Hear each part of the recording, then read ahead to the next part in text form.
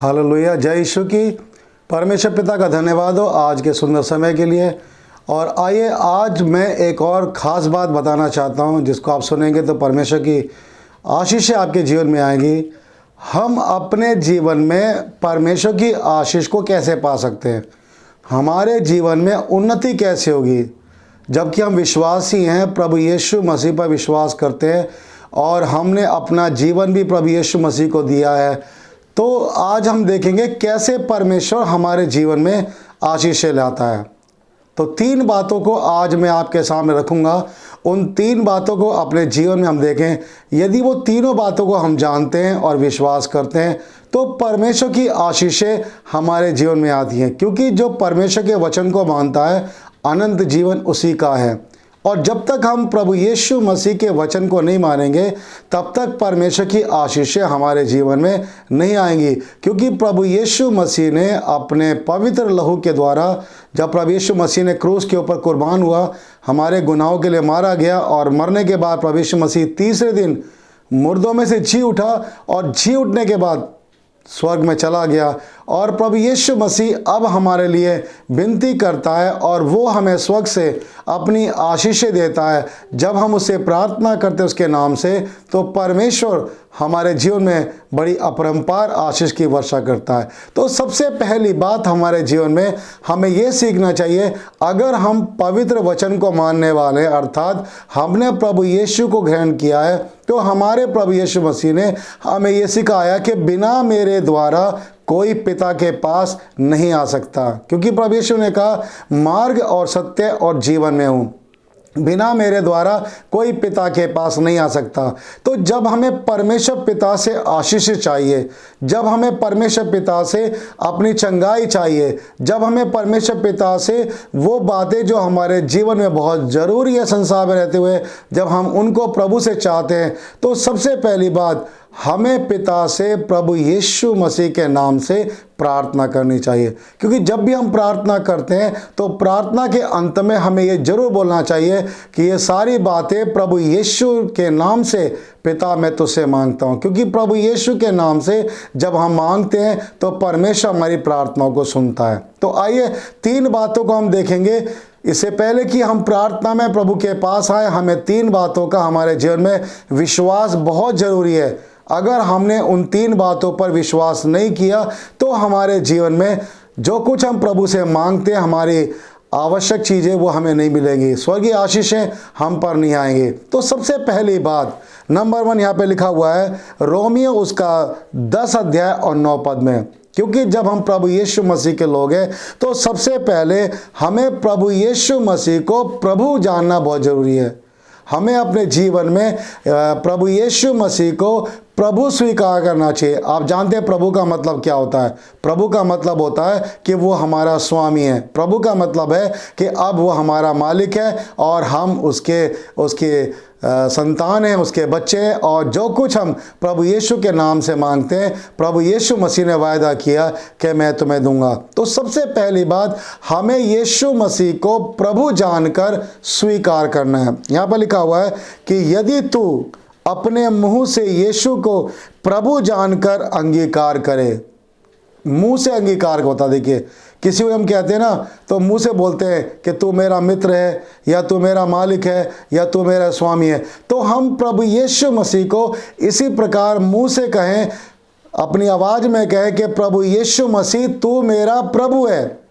और दूसरी बात लिखा है हम मन से ये विश्वास करें, खाली मुंह से ही ना करें कि होठों से तो हम कहें यीशु प्रभु है और लेकिन मन में विश्वास ना करें, तो फिर हमारा उद्धार नहीं है, हम अधूरे हैं। क्योंकि यहाँ पर परमेश्वर का वचन बताता है कि हमें पहली बात तो यीशु को प्रभु जानकर अंगीकार करना है।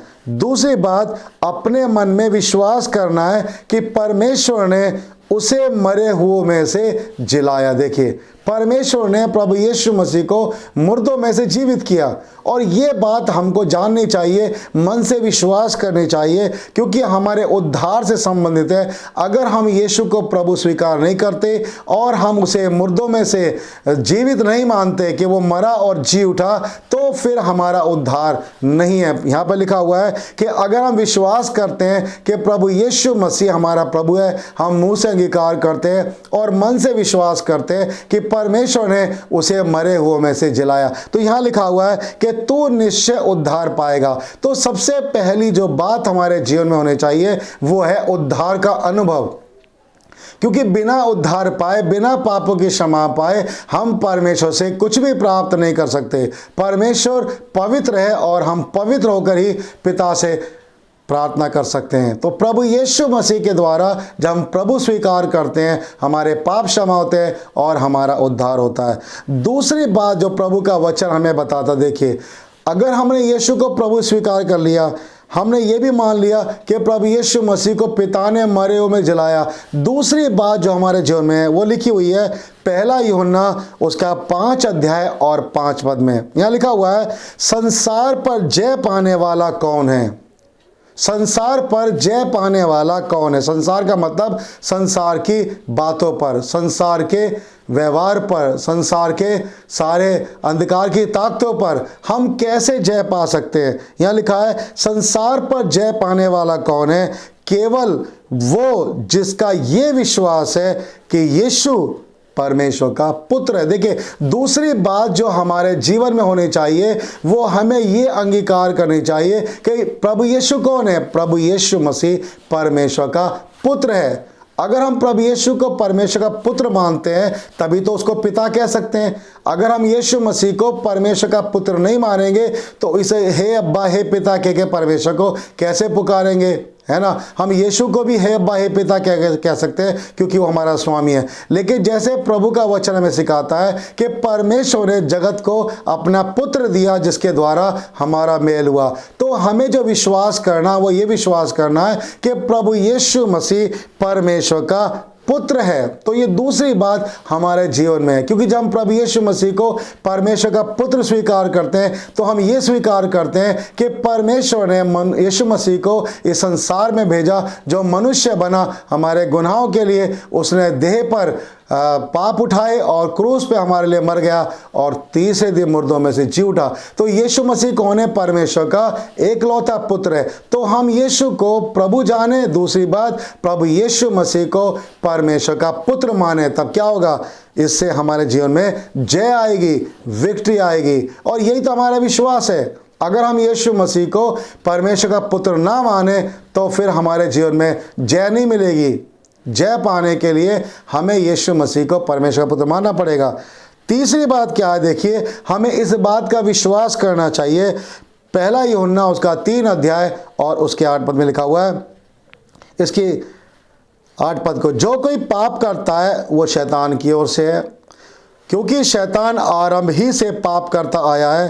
परमेश्वर का पुत्र इसलिए प्रकट हुआ। देखिए, पहली बात तो हमने क्या माना कि यीशु ही प्रभु है, परमेश्वर से मरे में जिला। दूसरी बात, यीशु मसीह परमेश्वर का पुत्र है। और तीसरी बात जो हमारे जीवन में मुख्य बात है वो है कि प्रभु यीशु मसीह जो परमेश्वर का पुत्र है इसलिए प्रकट हुआ कि शैतान के कामों को नाश करे। देखिए, प्रभु यीशु मसीह किसी मनुष्य को नाश करने के लिए दुनिया में नहीं आया, किसी पापी को नाश करने नहीं आया, किसी से बदला लेने नहीं आया, किसी को बहकाने नहीं आया, किसी को भरमाने नहीं आया, परंतु प्रभु यीशु मसीह इसलिए प्रकट हुआ कि शैतान के कामों को नाश करे, अंधकार के कामों को नाश करे, पाप को नाश करे। तो देखिए, तीसरी जो बात है, मुख्य बात हमारे जीवन में यह है कि हम परमेश्वर के पुत्र पर यह विश्वास करें कि वो क्यों आया?